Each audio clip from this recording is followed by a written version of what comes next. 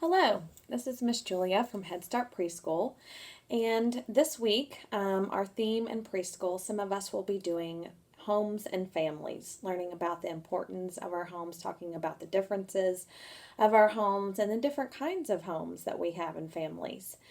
And the academic skill that you will find in your packet that's being sent home is going to be sequencing.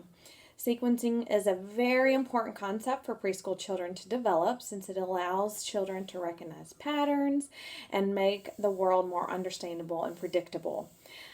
Helping children sequence can help them learn routines and develop key academic skills like reading comprehension and scientific inquiries. Also, sequencing can also help with the cognitive skills of recall, remembering what comes next. All of those skills are so important to learn at an early age because it helps with many things that they will encounter with the big school. So, I've thought that the book that we could read this week that would go along great with sequencing is The Three Little Pigs. We all know that story. And I've got my big book back here, so I will go ahead and read the story.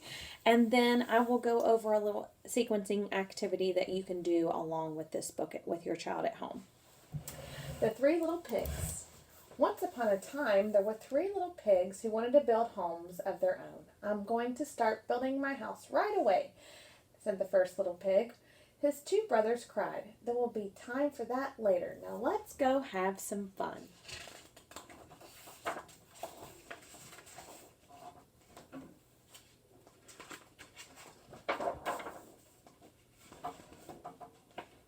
The first little pig built his house out of stone and brick. He worked a long time to make it sturdy and strong. Then the other little pigs decided to start on their houses. One gathered straw from a nearby field, saying, "It won't take long to build a straw house." The third little pig found some wooden planks near the stream. "It will be easy to make my house out of this wood," he said, and he hammered until he was finished. Soon, each of the three little pigs had his own brand new house. So then you can, at that point, ask your child, can you make a prediction? What do you think, which house do you think is going to be the sturdiest? And have them tell you and see if they're correct by the end of the story. A hungry wolf was prowling the hillside looking for something delicious to eat. He was so big and mean that all of the other animals ran away as soon as they saw him. The wolf looked down in the valley and was surprised to see the three new houses that the three little pigs had built. The three little pigs saw the wolf and hurried into their houses. Trembling, they locked their doors and hoped that the wolf would go away.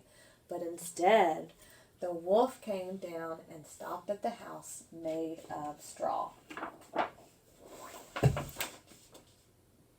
Little pig, let me come in," growled the wolf. "Not by the hair of my chinny chin chin," answered the little pig bravely. "Then I'll huff and I'll puff," and you can have your kids have,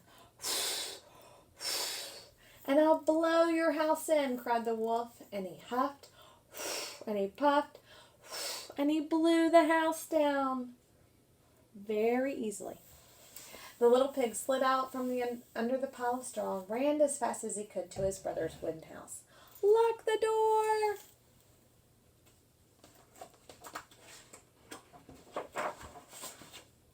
"Aha!" growled the wolf with a gleam in his eye. "Now I have two pigs." He rushed to the house made of wood and cried, little pig, let me come in." The pig answered, "Not by the hair of my chinny chin chin." The wolf growled, "Then I'll huff and I'll puff and I'll blow your house down." And he blew the house down.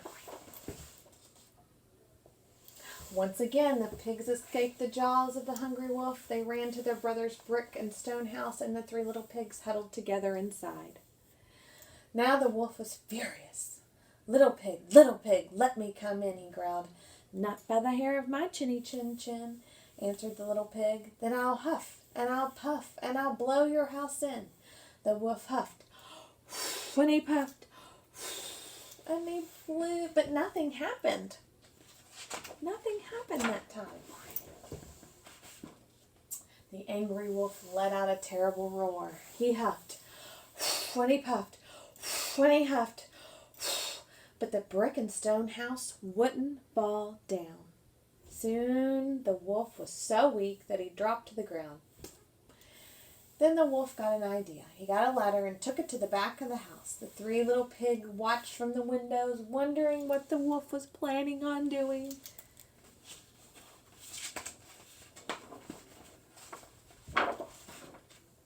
"What is he doing?" asked one little pig in a frightened voice.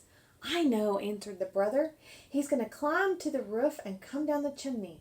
The third little pig cried, "Quick, let's build a fire in the fireplace." And the three pigs made the biggest, hottest fire they could. Then they listened as the wolf climbed onto the roof and down to the chimney. When the wolf was almost done in the house, he let out a tremendous howl. Woo! As the flames roared up the chimney, the wolf shot back to the roof as fast as he could. All of the animals from the nearby woods cheered as the wolf jumped howling from the wood. Inside the sturdy little house of the brick and stone, the three little pigs hugged and laughed. As they watched the wolf slink away, holding his burned tail, one of the little pigs said, "I don't think he'll bother us any more." The three little pigs sang and danced with their little friends, and they all lived happily ever after. Now, to try our little sequencing activity, if you don't have these at home, you can print out just a few. They probably will have sequencing strips online, and you can print them out and color them like you want to, and just lay them out on some piece of on the floor for your child to manipulate. Or what we've done here is we have little magnets on a magnet board that we have picked out, and there's the wolf. And here are the three little pigs.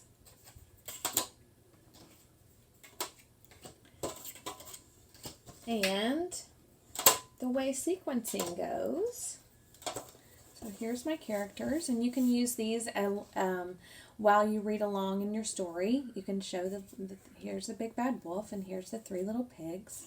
And then after you read the story to pull in sequencing, you can say, okay, let's go back to the beginning of the story and let's go through it. Now, which house did the big bad, or what did the first little pig make their house out of? And, they can guess wood, and you say straw, and they'll put straw up there. Okay, there's the little pig and the straw. And then what is the second house? What did the second house what did the little pig make their house out of? Hopefully they'll say the logs. And then the third pig. What did the third pig decide to make their house out of? And that was brick. And then, reading through the story, you can say, which house did the big bad wolf blow down first? Which one did he go to first? And you can give them the three options. Here's my house of straw. Here's my house of logs. And here's my house of brick. And you can have them put them in order. Straw first. Then the logs. And at the very end, the house of brick. And then, at the very end, you can have them put all of the magnets in order with characters at the above. And then you can have them even match the picture of the pig to the house that they decided to build. And you can then you can take the characters off and kind of do this with the wolf. Say the wolf visited here, and he huffed and he puffed and he blew this house down. And then go to the log house and have them move the wolf over to the log house, and he huffed and he puffed and he blew this house down. But this is all with them memorizing the story after you've read it with them. And the last house, he huffed and he puffed and he blew this house, or he did not, I'm sorry, he did not blow this house down. And all of the pigs were in there. And then what happened to the wolf? He decided, after he got burnt from the fireplace, he decided to never bother them again. Okay? So, try this at home. And if you have any questions, you're more than welcome to call up here at Head Start Preschool and let us give you some ideas for sequencing. And